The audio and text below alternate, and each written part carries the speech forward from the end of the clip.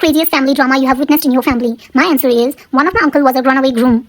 Okay, let me explain. When I was 14 years old, one of my dad's cousin, who I called Uncle Pete, fell in love with a girl in his office. And after being in a relationship for 3 months, they decided that they want to get married. Her name was Andy. She was an orphan, but she was close to her best friend Daisy and her family. Daisy's family considered her like their own and loved her very much.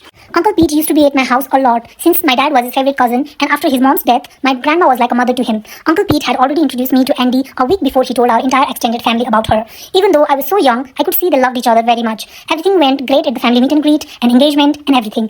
Everyone was happy to make Andy a part of our family, but as the wedding date got closer and only few days were left, I could sense that Uncle Pete was tensed sometimes, even though he had a happy face in front of everyone. Then came the wedding day. In the morning, when my dad went to Uncle Pete's room to wake him up, he was nowhere to be found. There was a note on the bed saying, "I'm sorry, Andy, I can't go through with the wedding. I'm really sorry." We were in a resort near wedding venue, and both groom side and bride side people were staying in the same resort, so the news circulated soon. Turns out, he had gone to get something last minute in the night with one of his friends, but didn't return. And here, everyone was worried and tensed and upset and angry. I could see all sorts of emotion on everyone's face, and soon enough, one of my uncle and aunt took all the kids home. And since I was already a teenager, and only me and one of my 17-year-old cousin were at the venue, everyone was calling Uncle Pete and his best friend, but both of them were not answering. Then Andy came to the uncle's room and read the letter and started crying hysterically. Daisy's dad, who is like a father to Andy, started screaming to the elders in my family. He was very hyper, so to talk and sort it out calmly, Daisy's dad, Uncle Pete's dad, and some of my elders went inside a room. All of this went on for hours, and suddenly, Andy asked Daisy and her parents to take her home and away from here, as if she had accepted her fate.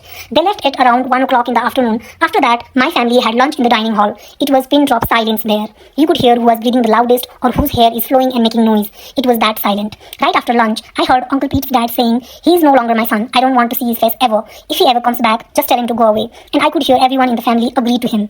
At that time, I thought it was just a rash decision and he's not actually going to disown his own son. I thought they will sort it out in a few days or a month.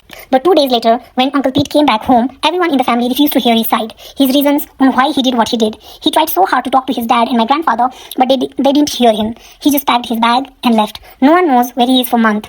And honestly, no one actually tried to reach out to him as well. There were rumors that he's trying to move to foreign for a job. A year later, I had shifted to another city for my high school. I got in touch with him. One day, I asked him to tell me the reason why he ran away from his wedding, so he told me. Turns out, his mom was the youngest daughter of her biological parents, and they already had 5 kids before, so they gave her up to be adopted by a family friend who lived in neighboring country. As she grew up, the adopted family lost touch with her bio family. Mind you, this was 1950s. She grew up and got married and had Uncle Pete. Meanwhile, when Uncle Pete was 5 years old, a family friend of her adoptive family told her that her entire bio family had died back in the hills due to landslide. Now let's come back to Andy and Pete's wedding month. A week ago, their wedding, when the two of them were talking about Andy's family, who she lost when she was just 2 years old, they traced it back to a name Uncle Pete had heard quite a lot growing up, and they did more digging. Andy turned out to be Uncle Pete's second cousin. Oh my god, I was shocked, and my jaw dropped, like he could fit a whole burger in my mouth in one go.